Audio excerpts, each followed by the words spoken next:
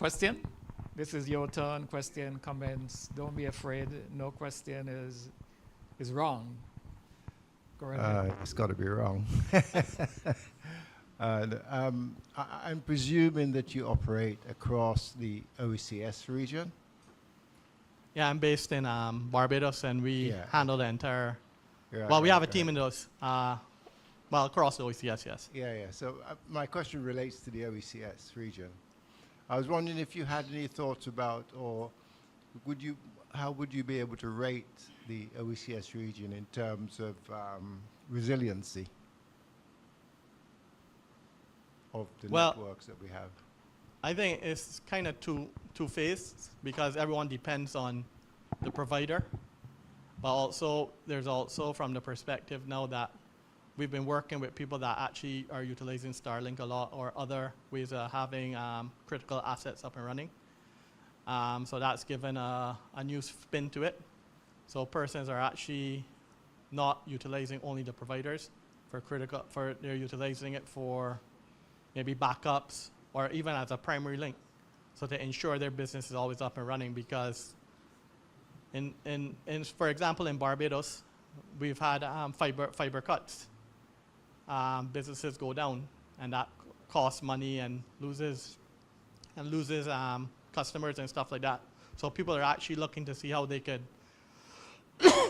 utilize Starlink in a better manner because before we had only satellite, which was very expensive.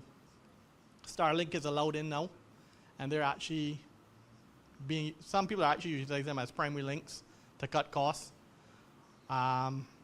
People are moving away from MPLS, DIAs and stuff like that. And so that's what our technology can do, right? Help you look at the most economical way to ensure business continues, right? So it's around, as I said, we're a part of it, we're part of the solution, but we're not gonna be at the beginning part. We'll come in to help you get your business up, back and running, right? Depending how quickly you need to get up, back and running.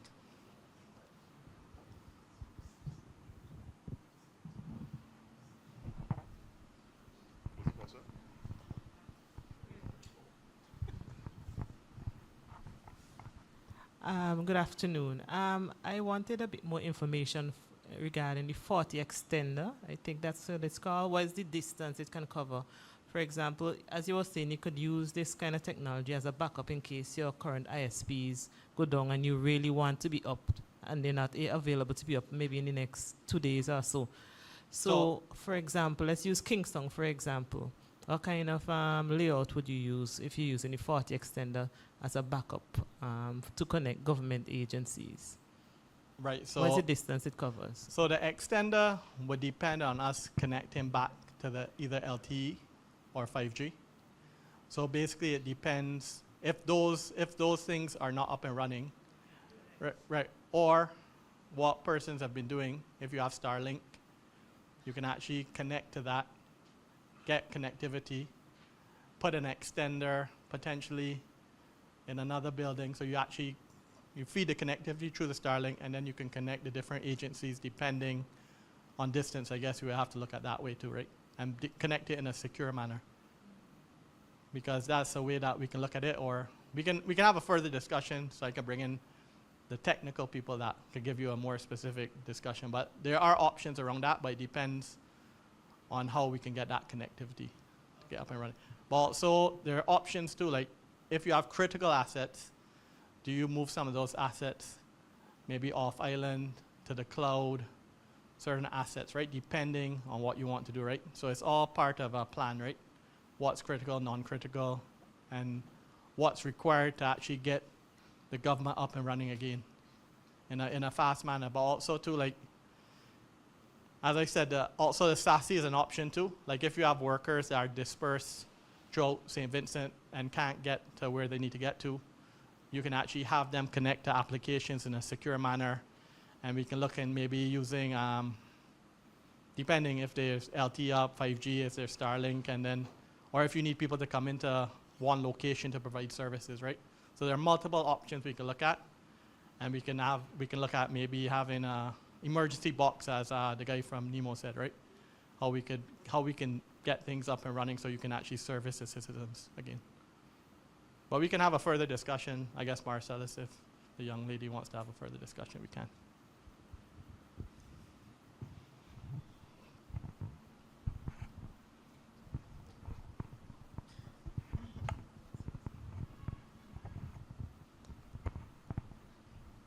Okay, I have two questions, right?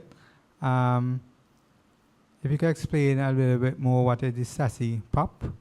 Right. So the SASE POP is, so we have our own cloud, we have our hosted cloud, plus we utilize Google. So basically, once you have connectivity to the internet, you have all the services behind you, from firewalling services, from ZTNA, from DLP, to you're a fully secured person, and you're like if you're behind a firewall. So now you can access either your on-premise, your cloud applications, specific applications. So you're doing it in a secure manner. And what we're seeing, a lot of companies and businesses are moving towards that model and moving away from traditional VPN and ZTNA, right? So it gives you that full security, because the firewall is basically you are behind a firewall wherever you connect. Oh, okay. I was just going to ask if it's similar to a VPN. Right. All right. The next question in regards to the device, the extender, in terms of the power, is it plugging into the car jack in the car? How is it getting the power? Or also, can you use something like solar or some? How is it? How the power? The rugged device. Yes, the rugged device. Yes. Right. Yes. So I could get some more information. It's not a very, I think I saw it's about 7 volts or X volts. So I would get some more specifics around how you could get powered. But we know it is being used in emergency vehicles. So I can get you some information, Ron. Okay.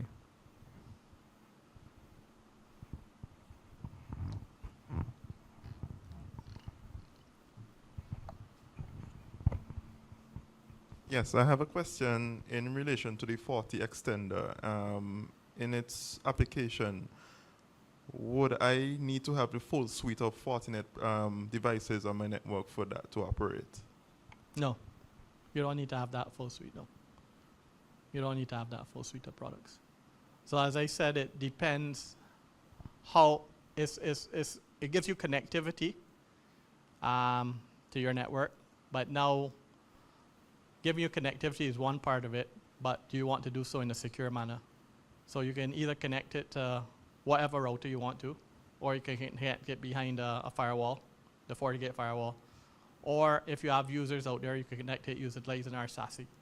So it's not something that you need to have everything in place, but we're a security company at first, so we always believe security comes first. So we have options around that for you guys. I can share some more information with Marcellus. Okay. And today's discussion was really to figure out how we can play around resiliency. I hope I showed you some options out there, and figure out how we could help when there are disasters within the region. Because what's happening out there is the weather is getting worse and worse to me, and things are happening. So it's figuring out how we can help businesses and look at businesses to ensure that they can get up and running, how they can help their citizens, because the world we live in, the communication is important, and we can play a part in that, providing some sort of communication for businesses. That's important. Okay. Just a follow-up question on the 40 extender in relation to communication across network. I could recall from the diagrams that you would have had previously, the traffic would have gone from the 40 extender over the internet basically and goes back to your primary network. And I see use case applications such as streaming. So there's a question about like latency. Basically, how is it? How can you operate over that? So like that, if you have, so you connect that, suppose you connect the extender to our FortiGate firewall, you would then utilize SD-WAN. And SD-WAN allows you to traffic shape around critical applications. So in terms of a disaster, if you want persons to only access mail and ensuring users don't go on YouTube or go on specific, like Farmville on Facebook, right? So you can still go and post things on Facebook, but you don't want to ensure that people aren't using that bandwidth to go and play Farmville. I'm not sure if Farmville is still popular, but it is? No? Well, you can see how old school. I don't know. I don't know what's popular now, but basically to ensure that you're using your data, since it's very critical at this time, in a business critical way, right? So you want to utilize SD-WAN, which is built in, to ensure your applications that are required are getting what's needed. And that could be done through the technology, from the extender to the FortiGate using SD-WAN. Or using the SASE if you want to, sorry.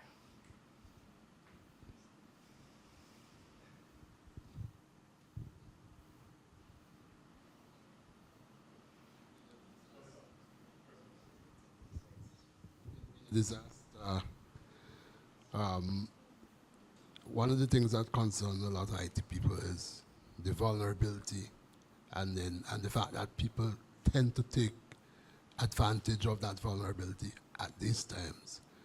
When we use these makeshift solutions for continuity, I am concerned about the security that is built in. You mentioned firewalls just now, and you said if you want to get to something behind the firewall and you talk about being on the cloud, and a firewall will protect your data on the cloud. But what about, first of all, these firewalls, is it a firewall per external user, or there's a firewall that is shared for all users to give them access to the information in your storage area? And if that's the case, isn't there a sort of a danger for people who are already within your storage area accessing data without having to go through that firewall from the external? You're speaking from the perspective of persons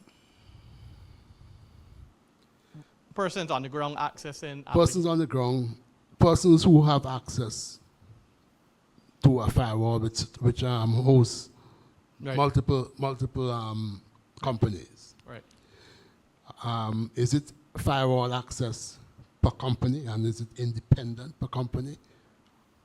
Right. So there are two options. You can have a firewall on premise, connect the extender to. And that's with local. That's with local. Mm-hmm. Right. So also, your provider, we can also provide specific standalone firewalls specifically for businesses who are going into the cloud. So like Azure, AWS, they're not responsible for your security. They're responsible for their security. They're not responsible for your data.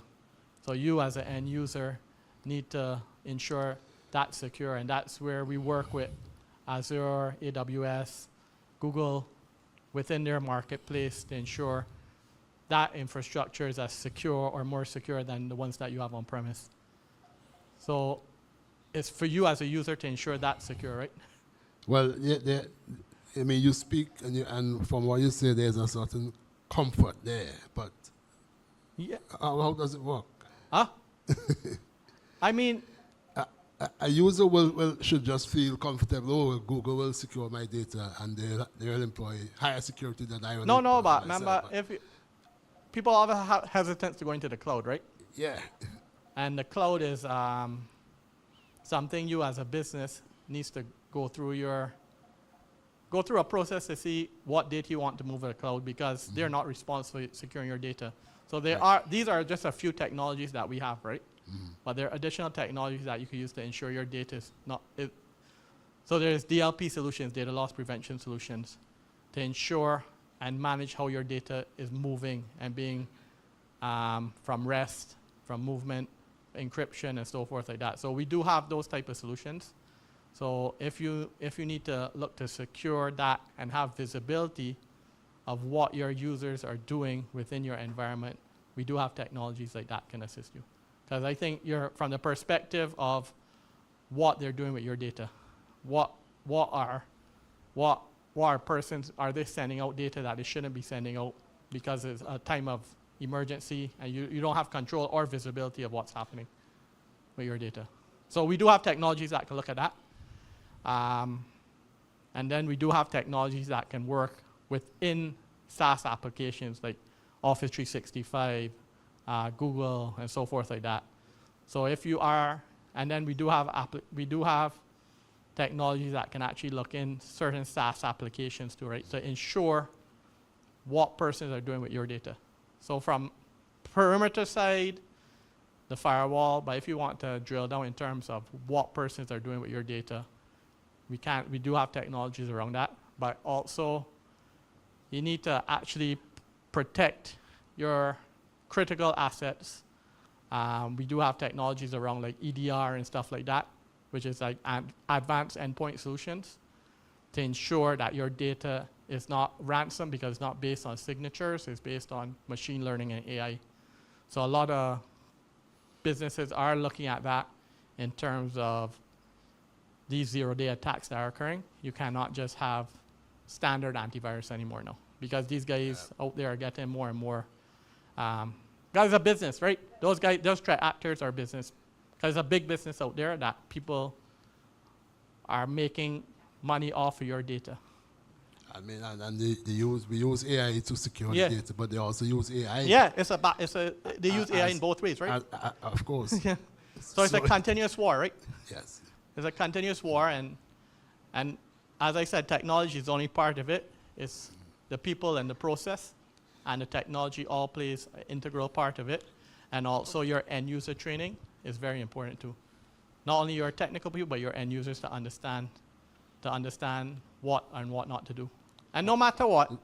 That's why we have sessions like these and try to invite as many end users as possible. Yeah. I'm not sure that we succeed, and we always end up with a lot of technical people, but No, it's very important though. I mean, and I could work with you guys because I can have someone, even a remote session if you guys want to have something around end user training too, right?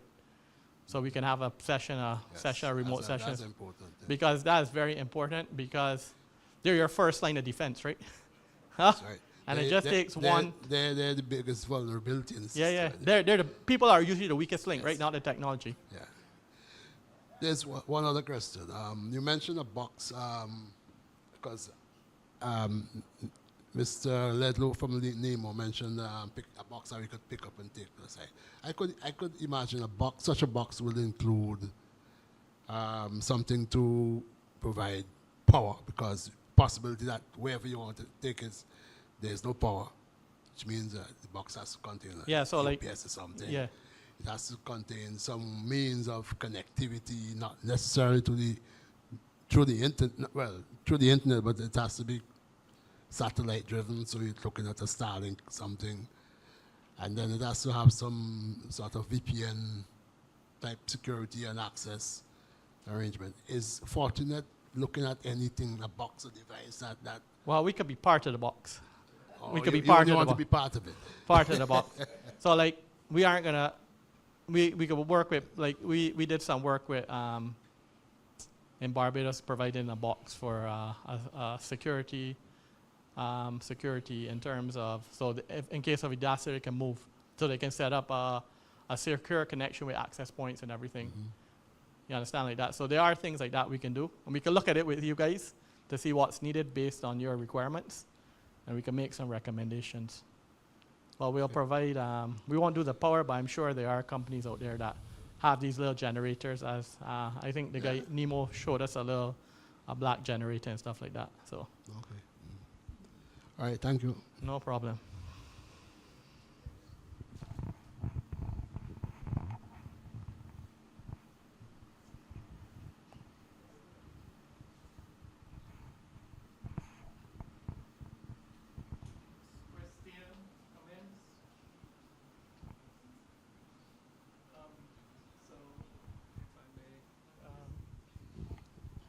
Don't go yet. Now, my understanding, I'm trying to, in my mind, visualize your solution and how it fits in. and it has implications for us. Using your solution assumes the following. There's power somewhere. 2, there's a carrier. And your data is up and running someplace. So what you are doing, what your solution is doing, is offering connectivity. Secure connectivity. I think that's the emphasis. Now, for most of us, I mean, we get on our computers and we get what we want. And it's, it's good. But I think what you're trying to show us is, look, you may get data in and out, even though your government and I want to talk some more about government and the other people too. I'll come back to that. The data comes in and out and you're happy, but then you don't know what's happening behind the scene and who may be getting intrusion into even your data center. And I think that's where your solution comes in. You are saying, look, if you have this solution, you guaranteed security. Never guaranteed. Well, so that's the key. And as was explained, it's during times of disaster that, you will relax certain processes, procedures, just in the sake of getting things out. You tend to relax restrictions because you want to get things going. And that could be exploited by the bad guys. But I think there's another component to your another solution that I hear you offering, which is also, well, let me go there one time, which is also key in any business, that you gotta have a business continuity plan. In other words, things can happen. Any component of your infrastructure, your application can go down. At the end of the day, you owe it to your customers. You're providing a service. I assume that all of us here are in IT and not end users. Any end user here? So you, oh, you are, okay. And I'll come to your side of it. So what I hear you saying is that you provide training to help people build solutions. Is that correct? Yeah, we could work with people in terms of looking at design, coming up with a technology and a solution. That's part of our, we don't charge. Oh, sorry. We don't charge or anything like that for that. So I mean, it's really just understanding your needs, and we could provide options around technology to help you in a secure manner to ensure your connectivity, how people access your data, and so forth like that. And as you were correctly saying, we're part of the overall BCP and disaster recovery plan, right? And I think, as we said earlier, businesses need to put things down on paper, even in on a high level, to understand what will occur when a disaster happens, and test your backups, test your resiliency, and test how you're going to come back up, and what's required to service your critical clients in the most time-effective manner. Yeah, absolutely. I don't want to keep going. I'll give somebody a chance, persons. I can keep going all evening. If somebody has questions, comments. Okay, so another consideration, and I'm thinking now in a Vincentian Caribbean context. Within St. Vincent, for example, we have a number of different institutions, companies, and each one has its own IT operation. And that is where we have a challenge. I'm not advocating, well, for government, you should have one central. And I strongly recommend that. I don't know who the stakeholders are for government. There's no reason for one institution. It's really a one umbrella organization, and each one has a satellite. That's why we pay the penalty, as I explained earlier, for those who were here, one of our satellite data center went down because each of the application people had their own thing going. So there was no overall, management responsibility.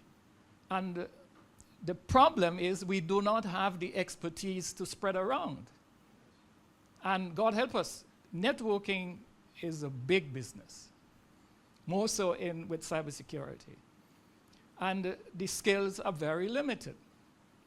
But for us, we have 10 government departments, and each one have their own thing. I'm sorry for you. You're going to be exploited. It's a matter of time that people are going to get into your system, and you don't even know they're there. They will live in there, you don't know. Because you don't have the expertise and the skills to manage it. If you consolidate, meaning bring everything under one, you have a fully trained team who you can entrust that responsibility to them. So I can take all the 10 departments and make them into one. Because one person has a strong network, guys. Now he can share network expertise with the others. And servers, it's so highly specialized that fortunately things are running and we take it for granted. But when it breaks, we realize all the vulnerability, all the risk that are involved in these operations. There's a lot of expertise behind it, and we need to seriously consider how we use our resources. So, And I think you raised a good point because I can't remember the numbers offhand, but what we see years ago, people wanting to be known when they break into your environment. They want to have some sort of kudos. But we're seeing people in persons' environments. But I can share the stats with you, Marcellus, but I think 21 plus days without even being noticed, or even longer than that. And these guys are just going through your data, going through your information, never sharing, you'll never know they're there, right? If you don't have the right tools. And they're just looking for the right moment at the right time to do what they have to do. And that's something that's all over globally and within our region. Exploits are happening significantly. So I agree with Lennox that you need to figure out how you can share resources, how best we can come up with a plan to ensure that you secure critical data within St. Vincent and the Grenadines. but there is also another point you mentioned, and I think the floor guys talked about it. During or immediately after disaster, because you have suffered losses or failures, there's no way you can get everything 100% back, at least in the short term. So there has to be some priority in terms of what's really critical to your existence. And that's where maybe I'm trying to sell you a solution. And that's where you would have to decide, look, everybody can get on the network, but you only want these 5 critical applications taking up the bandwidth to keep your business going, not, some employees, well, you come in and you spend all the time on social media. Guys, you should be able to control that because you can't tell them don't go do it. They live and breathe that. So with a solution such as this, I mean, this might not be the only one, but these are some of the considerations that needs to be looked at when you talk about resilience. How you enforce restrictions, how you determine who gets in, who gets out, when, and that sort of thing. Any questions, comments? Isn't that where human resources comes in companies that they're checking to make sure that... Yes, but there's also the human has a role to play in making sure the policies are in place and procedures to implement them. But you can also use technology to implement the policy, to enforce it. And that's where technological solutions come into play. Yeah, Yes. as an end user, I'm a little bit concerned, confused. Now, Fortinet, where do you come in? Is it that you are the rescue team, the fireman? Where do I start planning to put you in place? Because we have all these other things that are being offered. And if I no longer have the support of the existing people carrying my stuff out, where do you come in? How do we use you? At what point are you in my house? We come in from the perspective of we help either from the perspective of communications, providing data communications for the country, data communications in a secure way for emergency response from that perspective. But our technology is just a small part of it, right?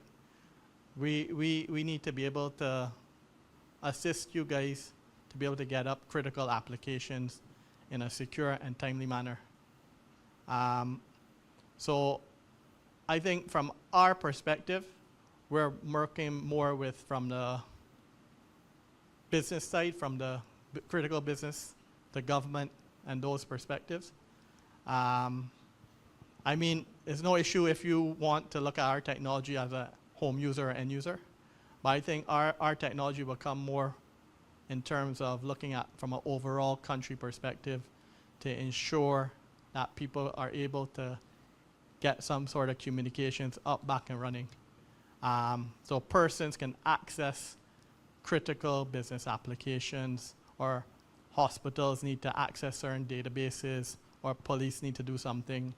But we're just a point in that we're going to play our part in working with NEMA, working with the providers. But you, I think, as a business or a government, this is where the plans come into play. What's required for you in case there's a disaster, what needs to be up and running, how do you get things up and running? I hope I answered your question.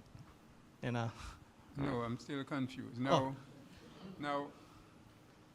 remember that okay, if it's gonna rain, I have my umbrella, I go out. Right. If I need to drive my car, there's the road.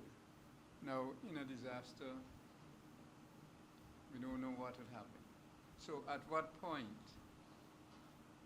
you come into me as the end user? At what point would I be using the service? Because if it is that my major communication links are cut, how am I going to hop on using your services to them to get out so that I can continue operating? From your perspective, we wouldn't work, you would have to purchase the technology, right? That's where it comes by. If you want to utilize the technology, but we'll only be part of the technology.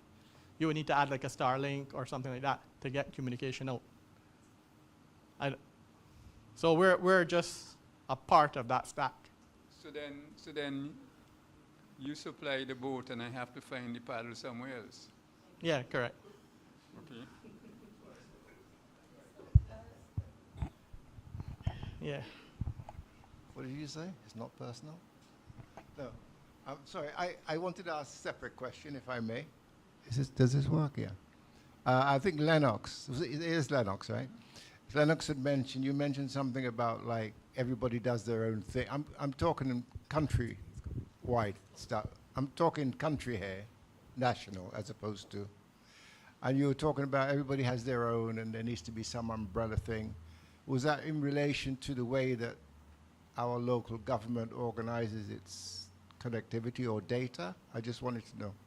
No, to clarify, what I was trying to say is it's okay. Government has multiple departments, and if each department has its own IT operation, each operation in and of itself requires a particular skill set to manage it, requires a lot of other resources to manage it efficiently. Right. Oh, I So, understand. so what I'm trying to say is instead of each person doing their own thing, because it's a tiny operation, you drop in the bucket, Yeah, well, you consolidate and share your limited resources. Maybe I'm helping the Minister of Finance. okay, I understand, yeah. Because it's just that I don't think networks. I think data categories. So in the context of a government, you basically have, I mean, you can call them networks if you like, but basically you have load of data categories that needs to be treated in a particular way. And so what you bring to bear on it changes. You know, like health data is different than, you know, from a Yeah, absolutely. security It's not point. the data set. Yeah, right. Yeah, And but, I'm but as bringing- you say, so- there's no overarching, what you're saying is there's no overarching system that controls all those little entities doing their own thing. Yeah, it's more Well, that sounds like a management disaster to and me, I'm sorry. efficiencies. I'm really coming from my own experience when I just joined Yeah. NYU. Oh, right. We No, I had a just similar- think that it sounds like disaster management all over again. Yeah, we had a similar, exactly like how government operates here. And the CIO and I work together because he looked to me. I get on the ground, I get information, and I go out and I tell him, look, here is somebody who has a satellite server. It's not even being backed up because they just get their data, so they're not thinking of that. And that's the point I'm trying to make. There are a lot of other ancillary services that is not available or not being considered. So as in the hospital operation, we brought them all in so that they can have better management. Some people are running, I'll give you an example. Some years ago, we had to phase out some operating system. Windows 2003 was running with a whole heap of vulnerabilities. Again, another way people can get into your system because there's no protection. So one of my roles was to, because I now own the servers, because it's centralized, I identify the players and I call them up. Look, we can't do this anymore. We're either going to shut it down or you have to upgrade it. Or if not, that one vulnerability, because now once you get through that, it can go through the entire network. So that's the kind of thing that we're facing. Any other? Yes. We have a mic over there.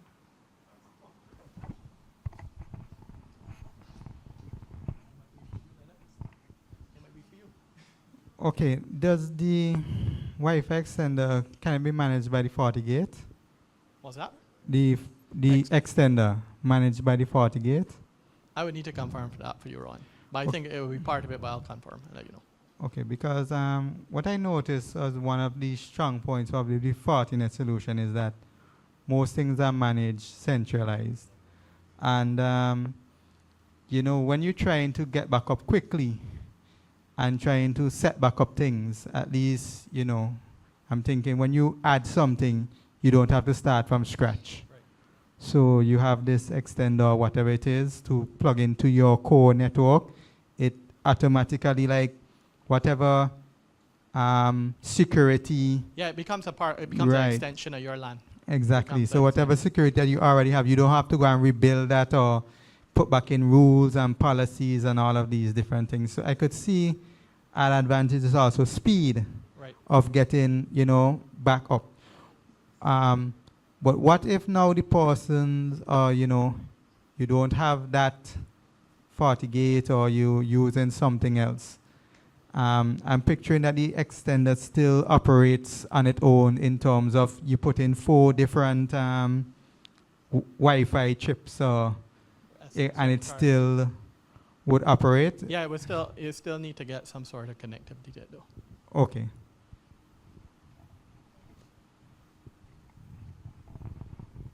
Okay. Do we have any more questions, comments? Okay, so thank you very much, Prasad. And let's give him a round of applause. And we say thanks for the presentation, thanks for taking the tough questions, and thanks for the sponsorship. So we need 3 rounds of applause. Thanks again.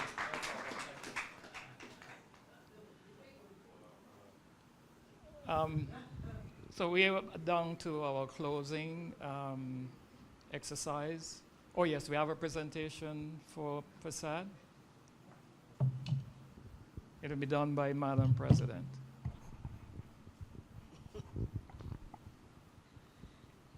So we just want to show appreciation for you being here. And as Mr. Brown rightly said, it's a cost to be here. And that cost has been borne by Fortinet. And we are grateful for the partnership and for your time and information you're giving us, and to have us active listeners and keen interest. And we thank you for all the information you give us, and we show that in the future we can take up some of the opportunities that you have. But don't let us be the last thing, right? No. I gotta come back for some jacks and bread. I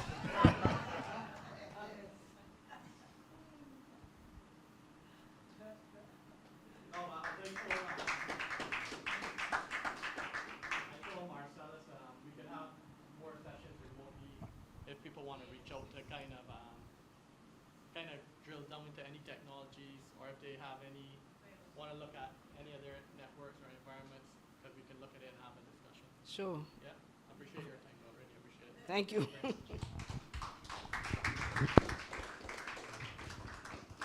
Thank you. I think the next key item on our agenda would be the vote of thanks.